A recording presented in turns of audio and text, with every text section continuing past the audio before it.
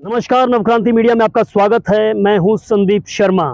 इस समय चर्चा आम है कि भारतीय जनता पार्टी का अगला अध्यक्ष कौन बन सकता है, यानी कि जेपी नड्डा की जगह भारतीय जनता पार्टी में अगली कमान जो है वो किसको सौंपी जा सकती है। जगत प्रकाश नड्डा की जगह अगला भारतीय जनता पार्टी का चेहरा कौन हो सकता है, इसको लेकर लगातार मंथन का दौर जो है वो जारी है। ये मंथन का दौर सिर्फ भारतीय जनता पार्टी में बल्कि इसके साथ साथ में राष्ट्रीय स्वयंसेवक आरएसएस में भी जारी है। आप पूछेंगे कि भारतीय जनता पार्टी का अध्यक्ष है तो क्या वो भारतीय जनता पार्टी तय नहीं करेगी? जी नहीं, दूसरी पार्टी की तरह यहाँ पर कोई व्यक्ति ही जो है वो तय करता है या दल तय करता है।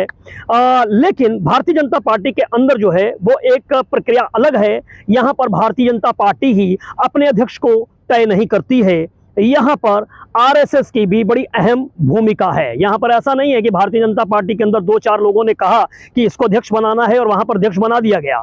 नहीं, इसमें भारतीय जनता पार्टी में पैरेलल दो जगह पर जो है ये प्रक्रिया चलती है। एक तरफ भारतीय जनता पार्टी तय करती है और उस पर मोहर लगाने का काम जो है वो आरएसएस भी तय करती है।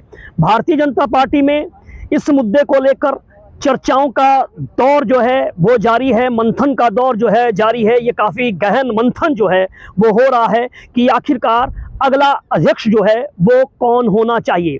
अब बहरहाल बहुत सारे नाम जो हैं वो इस समय सियासी फिजाओं में तैरते हुए नज़र आ रहे हैं। युवा चेहरों की बात करें तो भूपेंद्र यादव का नाम जो है वो आ रहा है चर्चाओं में। इसके साथ साथ में धर्मेंद्र प्रधान का नाम जो है वो चर्चाओं के अंदर है। इसके साथ साथ में मनोहर लाल खट्टर का भी रहा, शिवराज चौहान का भी रहा और इसके साथ साथ में कुछ महिलाओं के नाम भी चलते हुए जो है सियासी फिजाओं में तैरते हुए नजर आ रहे हैं, जिसमें खास करके नाम जो है वो डी पुंडेश्वरी का है और इसके साथ साथ में निर्मला सीतारमण का है।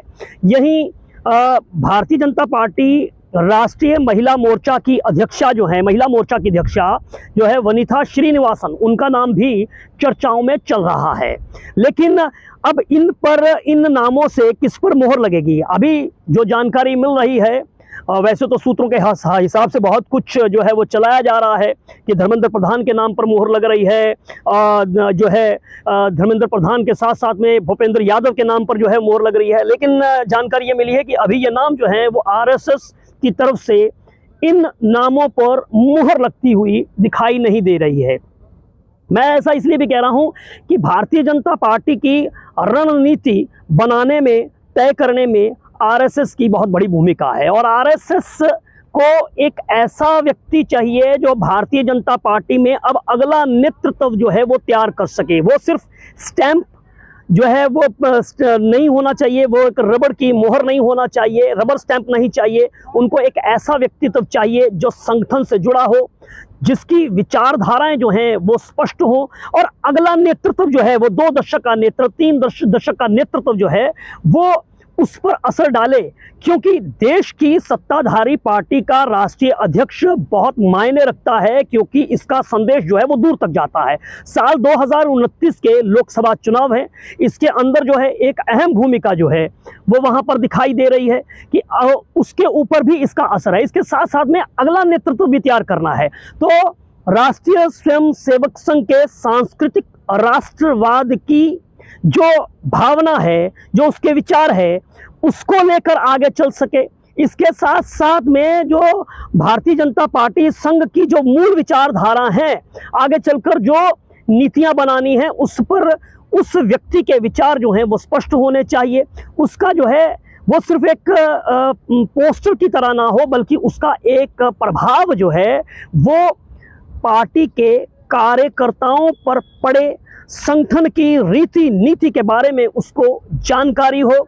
ऐसी स्थिति में ये बहुत महत्वपूर्ण हो जाता है। इसके साथ साथ में ये भी ज़रूरी है कि वहाँ पर किस तरह से बैलेंस करना है, संतुलन करना है। भारत के किस हिस्से से जो है वो नेतृत्व दिया जाएगा, क्या दक्षिण से नेतृत्व दिया जाएगा, क्या उत्तर से दिया जाएगा, पूर्व से दिया जाएगा, पश्चिम से दिया जाएगा, ये सभी चीज़ें भी जो हैं वो मायने रखती है। लेकिन एक बात तो बड़ी साफ है कि भारतीय जनता पार्टी के अंदर इस प्रक्रिया को लेकर जो है वो काफ़ी गहन मंथन जो है हो रहा है। ऐसा नहीं है कि भारतीय जनता पार्टी के अंदर कुछ एक लोग जो हैं वो तय कर लें। अभी आपने देखा है कि किस तरह से तमाम जो है वो राज्यों के मुख्य जो प्रदेश अध्यक्ष हैं उनके बदलने का क्रम जो है वो सिलसिला जो है वो जारी है।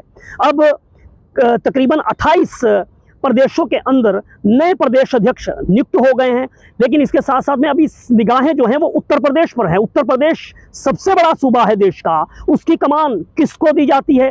कर्नाटका है, हरियाणा है, ये सारे राज्य भी जो है वो आगे हैं। अब देखना होगा कि भारतीय जनता पार्टी, आरएसएस अब ये फाइनल स्टेज में पहुंच चुका है, कब तक जो है वो इस नाम पर जो है मोहर लगाते हैं और कौन सा नाम जो है वो भारतीय जनता पार्टी का जगत प्रकाश नड्डा की जगह पर जो है वो अगला चेहरा होता है। ये देखने वाली बात होगी, क्योंकि जेपी के नड्डा का कार्यकाल जो है वो काफी समय से खत्म हो गया, लेकिन कुछ स्टेट्स में इलेक्शंस की वजह से इसको एक्सटेंशन दिया गया और ये बढ़ता गया। और अब इंतजार जो है वो सबका यही है कि अगला अध्यक्ष भारतीय जनता पार्टी का कौन होगा। आप इस पर क्या विचार रखते हैं, हमें अपनी राय जरूर दीजिएगा, और अगर आपने हमारे चैनल को सब्सक्राइब नहीं किया तो सब्सक्राइब कीजिएगा। नमस्कार।